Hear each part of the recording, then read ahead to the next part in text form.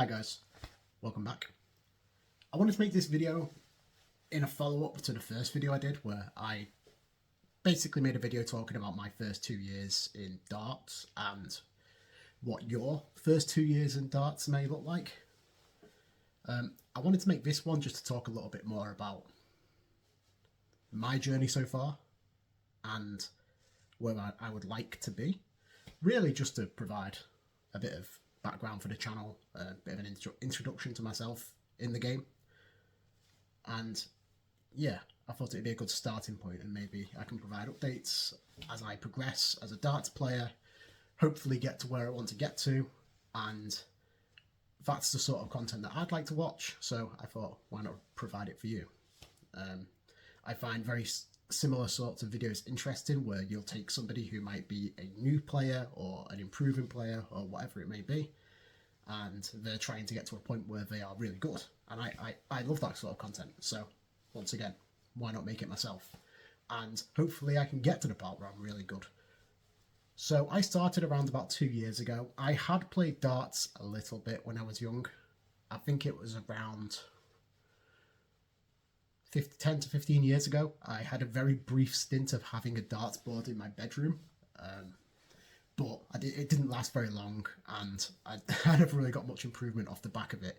So I did have a little bit of experience chucking the dart and all that kind of stuff, but nothing serious.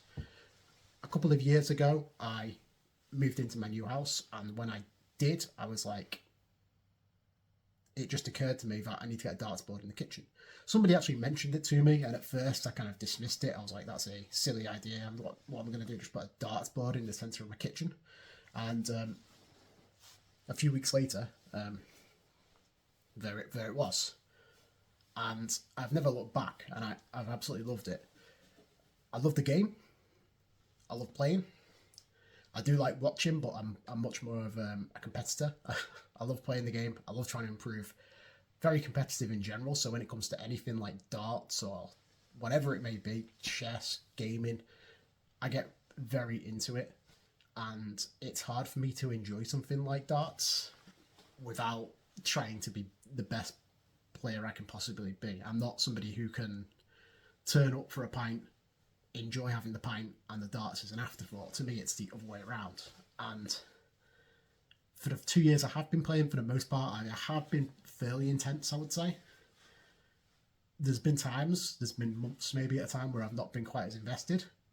And I would say for the last 6 months or so, I've been very invested, and I've been really trying to improve. I went on holiday a few months ago, and I was playing some competitive darts on holiday, and that was actually the first time I'd actually played competitive darts, and that really ignited a bit of a competitive fire in me again. So I joined the team back home in England not long after that, and I've been trying to play as much as I can, really, against other people. I do play a little bit online. But yeah, going back to a couple of years ago, I started off, and I think I mentioned it in the last video, but I wasn't good. And there was a bit of a regression at first, immediately. And then there was probably a bit of rapid improvement. I think with a lot of things you can do in life, rapid improvement is something you can achieve. There's always a lot of low-hanging fruit that's quite easy to get. Like the gym, for example, is a good example of that.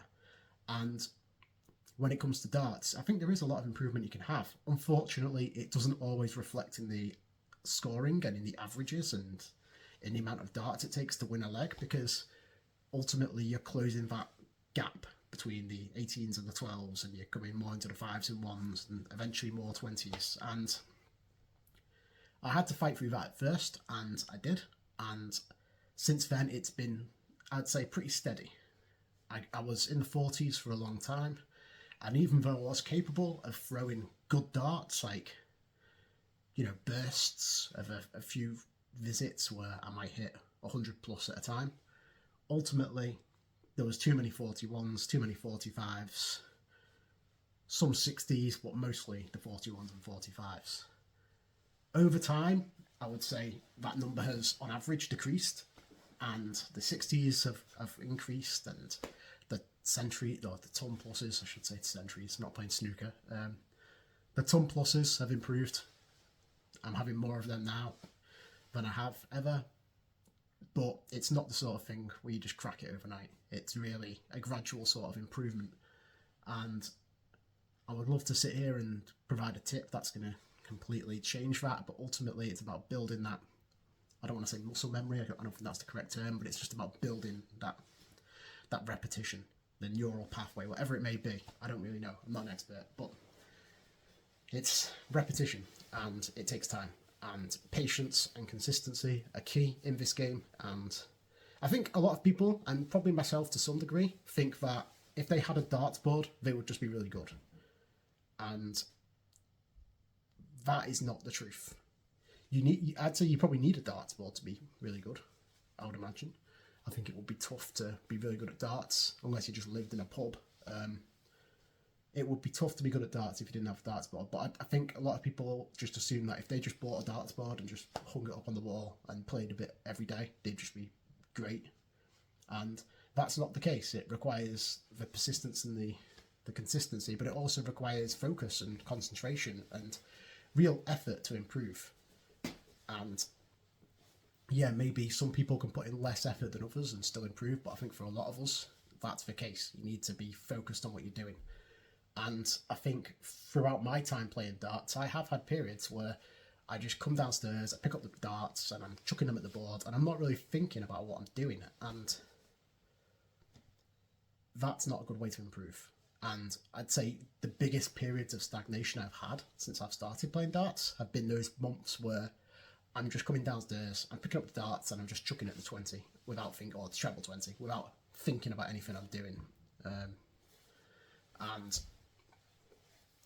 you might improve a little bit at your scoring doing that, but I think you're missing out on a lot of potential gains by just not putting the thought or attention into your development as a player. And I think when I did start playing, I was playing a lot of practice games. I was really kind of trying to focus on different aspects of the game rather than just being mindless, or I don't want to say mindless, but not really concentrating on what I'm doing. But ultimately, these things kind of just creep in, and sometimes it just happens, and you're not even thinking about it. You're preoccupied with other things in life, and you just find yourself thrown at that treble 20. So that's just an easy trap to fall into that I would encourage you to avoid if possible. In terms of just the actual improvement that I have had over the couple of years I've been playing, once again, talked about it in the last video, but I'll just quickly go over it again. I think I started off somewhere around 40, and in that time I've gone from 40 to around 60 now. Sometimes I'm pushing 70, but on average probably 60 at the moment. Sometimes I'm below 60, sometimes I can be like 57, 58, whatever. Those are frustrating games now at this point. I think you get to a certain point in your progression where you put a lot of time and effort in, and you want to be better, and you're not, and it can become very frustrating. You put a lot of effort into it, and when you're not at the point you expect to be, or want to be, or hope to be, it's frustrating, but that's just the game. But yeah, I think last year, I threw 3 180s in the entire year, which is bad, in my opinion. I think if you're playing a lot I think I started in January 24. So, to throw 3 180s in 2024, it's not great, is it? Not to me, anyway. I think it took me 3 months to throw my first one, and then I threw a couple for the rest of the year. This year, I've thrown lots of 180s. You just don't count them past a certain point, which is cool. But you start thinking about the next target. What about a 9 darter? For me, what about a 10 or 11 darter? I think my best leg is 13 darts. So you're constantly pushing for the next target, and maybe one day I'll get there. In terms of where I would like to be in darts, I'm quite competitive, I'm quite obsessive, and when I get into something, I don't just do it just to partake, I do it to really try and be the best. So I'm focusing right now on trying to be just a top local player. That's my ambition for the intermediate future. Is it realistic? Maybe, maybe not. There's some very good players in my area, players who are on the cusp of being pro or semi-pro, whatever you call that.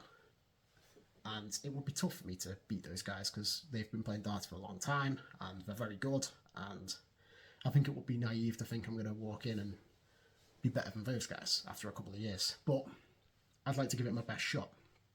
In the long term, I think I would like to try and get to county level. But once again, is that achievable? I don't know. I think it's quite ambitious, but maybe it's not. I'm going to keep pushing. Recently, I've really been trying to restructure my practice and try and challenge myself more. A little bit in the same vein as the talk of the treble 20 throwing. I think it's very easy to fall into the same sorts of patterns and habits with your practice and just not challenge yourself. And I think it's important that you need to have things on the line when you are practicing. It's not enough to just be trying to beat your previous score. You've got to be you've got to be able to win and lose. And you've got to be able to put pressure on throws. And if you're not putting that pressure on your throw, it's going to translate into the real game when you go to a pub or a bar or whatever and you're playing a league. Because I experienced that myself. That's another thing I've experienced. When I first started going down to the pub and playing against people in a pub, it was very, very different to how you expect it to go. I think when you're very used to just playing at home by yourself, it's very easy to just throw and feel good about your throw and you're very relaxed. Then you go to this pub where you've got 30, 40 people in the room watching you and some of them are shouting. There's a lot of pressure on the throw and you get very tense. I did anyway, very tense. It was not easy to throw. And I definitely lost points off my average just because of that tension and that nervousness. Has it got easier? Yes, to some degree, but not entirely. And I think it's important that you structure your practice in a way that replicates a real game. And that's something I've had to do, and it's something I'm working on. I'm also trying to improve technical aspects of my throw. I was talking in the last video about my wrist. I'm trying to get that sort of motion, that flick of the wrist. I think when I had other people watch my throw, and just from watching it myself, I can see that sometimes I don't, or I turn the wrist under and, doing that kind of thing. So pushing the dart. So I'm trying to really focus currently on improving that flick of the wrist, trying to because I think my throw is quite straight. It's just the wrist that I think is letting me down, and obviously the wrist is a big part of the throw. So that's something that I'm currently focusing on. And it's tough because when you're trying to overhaul a technical part of your game, it can be extremely difficult for the brain to process because your brain doesn't want you to be consciously overhauling a technical aspect of your throw. Your brain wants to do it for you. The subconscious wants to do it for you. I don't know what part of the brain that is, but it doesn't want you to be trying to take the steering wheel and steer it in a certain direction. It wants to do it itself. So when you're trying to tell yourself what to do, it can unravel quite quickly. And I've had that experience myself, and this is another up and down I've had over the last couple of years. I said I went on holiday and I started playing competitively. The kind of person I am, I came back off holiday and excuse me, I came back off holiday and the first thing I did was started watching my throw, breaking it down, trying to improve it, trying to overhaul my throw, and I was like, I need to change this, I need to change that, I need to change this, that. I was trying to change everything about my throw, and it just all unraveled. And when I say it unraveled, I mean, I couldn't even throw 3 darts on the board. I was throwing 2, and one of them would just go flying off the board to above the 20. And I had no idea what it was. But it was just trying to change all these sort of aspects of my throw. I was trying to change the grip. I was trying to change the way I was releasing the dart. I was trying to change my elbow and my shoulder. It's things about my shoulder and elbow. I was trying to change my stance, and the brain just couldn't compute all these changes, and it just completely unraveled. And that was a valuable lesson for me because I wanted to change so many things, and I kind of learned quite quickly that you're lucky to change one thing. And when I went back to my normal throw and just stuck with that solid foundation and tried to very gradually tweak it and improve it, it was much better for me rather than going and trying to rip it all apart and change everything. I don't think that's valuable for most people. For some people it may be, but I think for most people it's going to be detrimental to try and take apart your throw and overhaul everything. And that's just a lesson you learn along the way. It would have been nice if I could have learned that lesson without completely messing up my game for a month or two, but once again, it's all part of the experience. And these are the things that you have to learn. You can't just learn everything by listening to other people. You can't just learn everything by reading or listening to things. To some degree, you've got to just learn by doing, and that's one of the ways I did it. And I'm sure as you progress in your darts journey, you'll probably have the same thing. You'll probably have things where you want to change them and it'll backfire, and you'll have to reverse it and keep trying to tweak it in different ways. And yeah, it's all part of the journey. In terms of where I'm aiming for in the coming months, I think I'm going to try and push for that 70 average. I'm going to try and really focus on improving. I think for me, in recent months, one of the things that's been holding me back is my scoring. And even though at this moment in time, my doubles are more of an issue, I think overall, my scoring is what's holding me back. I go through too many slumps where I'm hitting 41s and 45s and 60s. Mostly 60s now, more than 41s and 45s, but I still do get 41s and 45s. Like, you know, for example, if you watch a pro player, it's quite rare they'll throw 41, whereas for me, I'll have stints and spells when I'm playing where I'll just throw 60, 60, 41.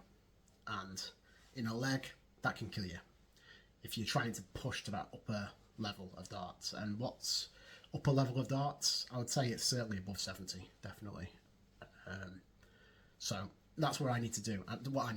And for my scoring, it's taking a bit of time. And like I say, this change I've made with the wrist, in some ways it's really helped me, and in other ways it's hurt me, to be truthful. And it's a case of persisting with it, trying to kind of embed it in the throw, make it natural, and take the best aspects of it and hopefully eliminate the bad. But whether that works, we'll have to see. But once again, that's part of the process. So 70 average is my short-term target. Whether I'll get that anytime soon, I don't know, but we will see. I'd be interested if you are playing yourself and if you are learning how to play darts, or if you've just recently picked up the darts in the last couple of years like myself. I'd be interested to know where you're at. I'd be interested to know how you found it. Like, do you struggle with some of the things that I've talked about in this video? What are some of the biggest challenges you've faced if I've not mentioned them? Because it's interesting to get different perspectives. Because obviously, I'm in my bubble. I know other people who play darts. They'll have their challenges. Everyone's got their own journey. Everyone's got their own challenges. So yeah, let me know down in the... Where are we? The comments.